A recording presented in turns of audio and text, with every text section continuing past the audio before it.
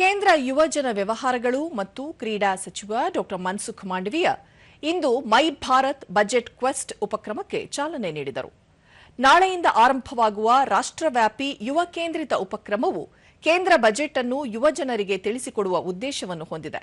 ಅಲ್ಲದೆ ಶಿಕ್ಷಣ ಸಂಸ್ಥೆಗಳ ವಿದ್ಯಾರ್ಥಿ ಸಮುದಾಯವನ್ನು ತೊಡಗಿಸಿಕೊಳ್ಳುವುದರ ಮೂಲಕ ನಾಗರಿಕರ ದೈನಂದಿನ ಜೀವನದಲ್ಲಿ ಬಜೆಟ್ ಅನ್ನು ಬೆಸೆಯುವ ಉದ್ದೇಶವನ್ನು ಹೊಂದಿದೆ.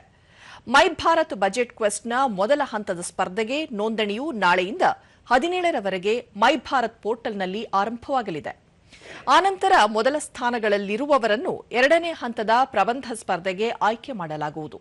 ಎರಡನೇ ಹಂತದ ಸ್ಪರ್ಧೆಗಳು ಫೆಬ್ರವರಿ 17ರಿಂದ ಮಾರ್ಚ್ 3ರವರೆಗೆ ನಡೆಯಲಿವೆ. ಪ್ರಥಮ ಸ್ಥಾನ ಪಡೆದವರ ಹೆಸರನ್ನು ಮಾರ್ಚ್ 10ರಂದು ಘೋಷಿಸಲಾಗುವುದು. ವಿಜೇತರು ಪ್ರಧಾನಿ ನರೇಂದ್ರ ಮೋದಿ ಅವರೊಂದಿಗೆ ಸಂವಾದದಲ್ಲಿ ಪಾಲ್ಗೊಳ್ಳುವ ಅವಕಾಶ ಪಡೆಯಲಿದ್ದಾರೆ ಎಂದು ಡಾ ಮನ್ಸುಖ್ ಮಾಂಡವೀಯ ತಿಳಿಸಿದ್ದಾರೆ.